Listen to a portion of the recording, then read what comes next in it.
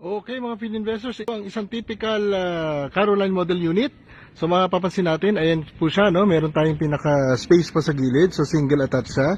Ito yung mga tipong 70, 75, 80, 88 square meters. Inner unit po ito, so may sarili siyang electric po, so yan ang kagandahan, no? Tapos ito yung pinaka harap natin, mapapansin natin dito. Meron pa tayong space sa harap.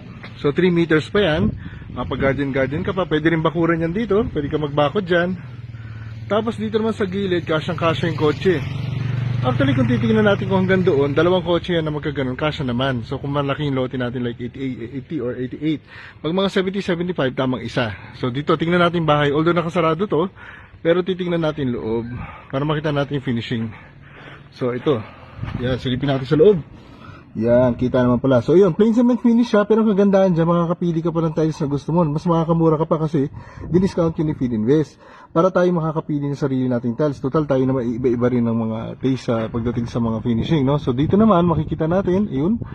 So, meron tayong tinatawag na steel na ano, no? Yung mga parang trusses yan. Tapos meron tayong long span na sheet, no, yung pinakabubong natin. Kasi kaya yung ganyan dinesign para nga naman pagka nag second floor tayo, hindi ka nagagastos sa sa kisame, kasi pagka naglagay ka pa ng kisame diyan, tatanggalin mo na naman, sayang na naman.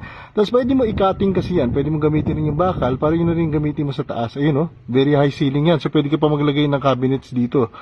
So yan, tapos nandoon naman yung ayun, ganda, meron na siyang meron na siyang lababo. So lalagyan na lang natin yan ng cabinet sa baba. Tapos, meron doon ng CR. Yan, silipin natin ng konti dito. Ayun, doon papunta ang CR. Yan. Ang CR naman natin kompleto yan. Meron na yung pinaka-toilet bowl. Meron na shower. Kompleto ng bathroom fixtures. Tapos dito sa gilid, mapapansin natin natin yung mga drainage. Tapos maluwag pa, oh. Luwag pa ng gilid, oh. So, pwede ka pa mag-expand. Pwede ka pa mag-extend. Punta naman tayo sa likod. Ayun pala, may nakatira na, oh. Ayun na pala naka-move in. Tapos dito naman yung pinaka, pwede mong gawing service area. Pwede ka maglagay ng dyan, laundry, syempre. Yung pinaka stock room, barbecuean. Just yan siya. Maluwag pa siya. Pwede ka pa mag-extend. So dito pwede mo rin pabakurin yan from here, no? From here pa ganun. Kasi property mo pa yan. So yan siya. Ang ganda, no? Kasi maganda dito na-extend pa. Yan naman sa harap is Bernice naman yan. Yan mo isang model natin, no? Meron din tayong separate video doon. So ang kagandahan dito, napakalinis ng lugar, napakaliwalas. Pwede pang i-extend yung bahay. Kagandahan na dyan, nakuha natin yung bahay natin at an affordable price. Pero pwede mo pa rin siyang pagandahin at pataasin. Pwede ka pa maglagay ng balcony dito kasi, oh. Balcony dyan. Pagdating ng araw, i-up and down mo. Tapos sa gilid, pwede pa rin. Tapos maglagay ka rin ng konting dun sa space sa likod para sa mga utilities naman natin.